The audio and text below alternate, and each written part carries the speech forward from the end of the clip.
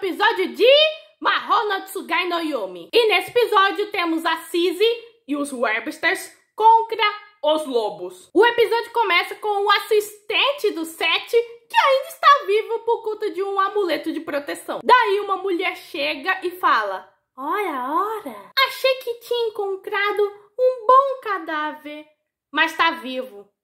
Não quero mais você. Aí voltamos aos irmãos Websters, Seth e Lucy. E a Lucy tá ajeitando o cabelinho do Seth. E ela só tá fazendo isso para o Seth ir embora logo. Daí aparece nossa protagonista Sizzy. E meio que ela tava trazendo cartinhas. O Seth pediu para a Sizzy trazer. E o Seth pergunta se ela não pegou os documentos do banco. Mas a Lucy meio que fala que ela já falou que ela não vai usar o dinheiro dele. E quando a Lucy verifica, é 1 milhão de libras. A Lucy pergunta se ele não fez algo ilegal. E meio que o Seth e a Sizzy: bom, dado que estamos no mundo dos feiticeiros, é algo que a gente considera bem humano. E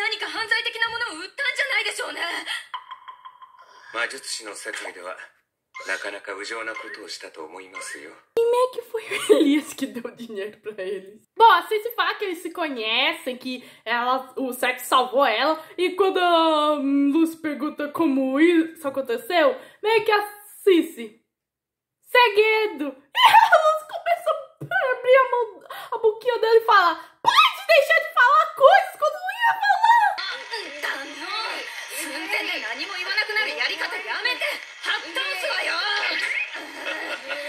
Bom, vocês perguntam ao Seth se a Lucy realmente manda ele. E o Seth revela que ela cuidou dela no lugar dos pais. Então ele acha que é mais o pai dela do que o próprio irmão mesmo. Da próxima cena, vemos o Elias com a enfermeira e meio que eles estavam analisando o professor que foi atacado pelo testamento dos Kainamagos. Depois de uma magiazinha, meio que o cara volta à consciência. Elias fala pra ele que encontrou caído no chão perto da árvore. Simiel não consegue se lembrar do que aconteceu ontem e agradece ao Elias por ter compartilhado sua mana com ele. Daí o Elias cita por Simiel que o Tori sugeriu que ele virasse o amigo dele. E ele ainda o cobre com uma cobertinha. Enquanto isso, Lucy acompanha a Sizzy e o Seth, mesmo meio que ainda debilitado e ela tá agindo feito cabeça dura. Mas o Seth parece gostar disso. E quando os Kree chegam, percebe que o guarda do Seth não está lá. Aí aparece a criatura que atacou meio que o guarda e fala: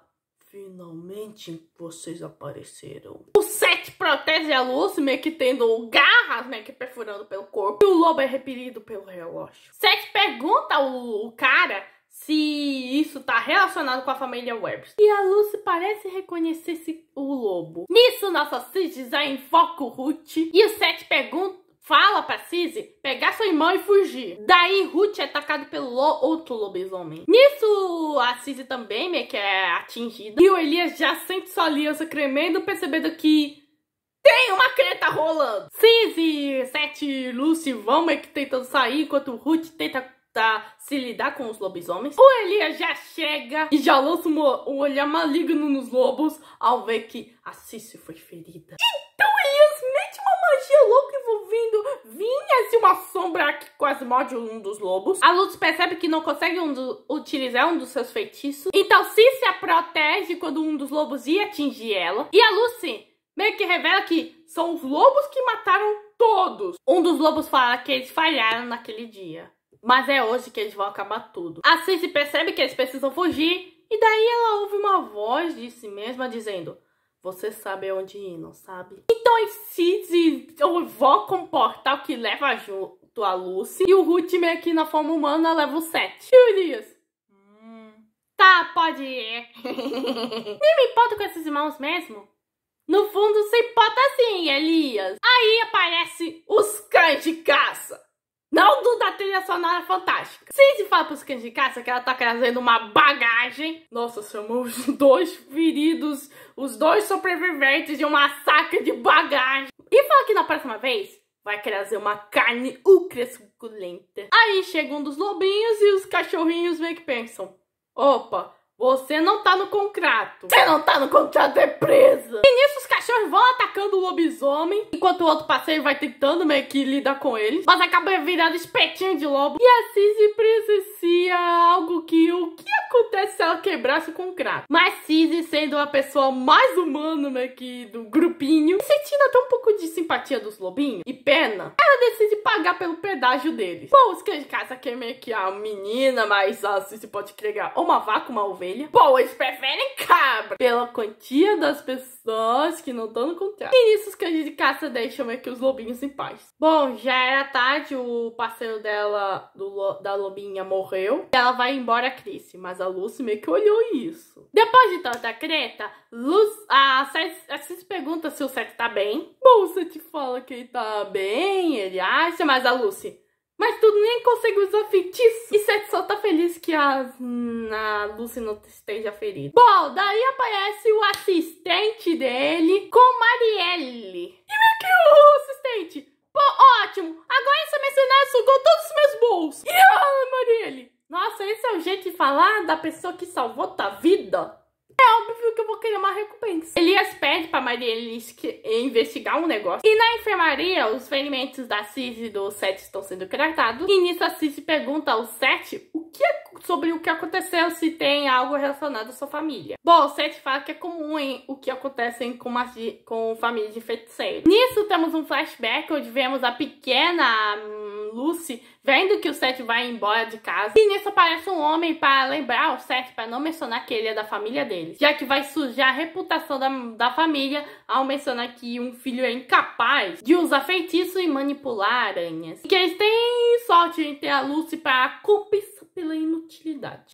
Nem a família Webster escapa do grupo Família Tots. E ela pergunta mesmo ao Seth se é por isso que ela virou a sucessora. E ela sai chorando. Bom, ela se tranca por uma semana e começa a pensar sobre seu irmão, no que ele pensa sobre ela. Aí ela ouve um chamado das aranhas e ao abrir a porta, encontra todo mundo deslacerado. E a Lucy avista uma criança que meio que tava se escondendo. E aí a Lucy avista aquele lobo que meio que apalpa, e logo depois o Seth chega e vê toda a família deslacerada. E meio que foi isso que a Cissy viu. Pesquisadores rivais que viram resultados de estudos querem roubar disso, queima de arquivos. Há muitas razões em ser atacado, mas no caso deles ainda não foi revelado o motivo. E ainda é um mistério por terem poupado a Lucy. A única coisa que eles sabem é que todas as aranhas necessárias para o encadeamento e a impressão foram roubados. Depois disso, correram rumores de que ele concretou assassinos para assassinar sua família. Se ele tivesse feito isso, ele teria levado a Lucy primeiro. E infelizmente parece que ela duvida dele e suspeita que ele e a aldeia por ter virado a sucessora. E fez que os lobisomens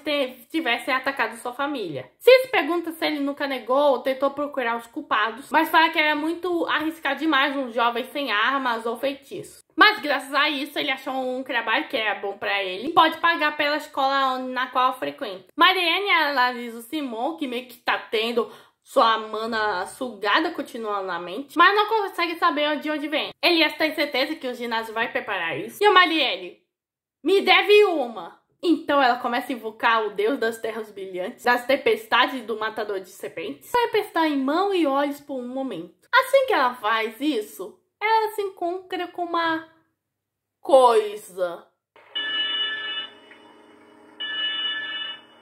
Marielle fala que é a mesma cena que ela viu, pois uma vez, no passado, ela tentou ajudar Phyllis e lendo aquele livro, e tinha um conteúdo que ela não conseguiu suportar com sua sanidade. E ela achou que o Elias seria capaz, então ela indicou aquele livro, que é o Testamento dos Carnamagos. E alguém tá usando esse livro pra roubar a mana dos outros. Depois, Cissy e Lucy se encontram, e Lucy pergunta do porquê que ela os ajudou. Bom, a Cissy fala que ela não tinha como fazer de conta, que ela não viu nada o que fazer, e pergunta do porquê que ela salvou aquele lobisomem. Já que se ela o chamou naquele lugar, não é que ela queria que os lobos de casa também queriam devorá-lo. A Cissy fala que pareciam que eles tinham uma criança. Pô, a Lucy fala: pô, eles tentaram matar aquele que você salvou. E eles mataram a família inteira dela. Então Cissy acha que ela precisa melhor pensar mais nas coisas. Boa, Lucy.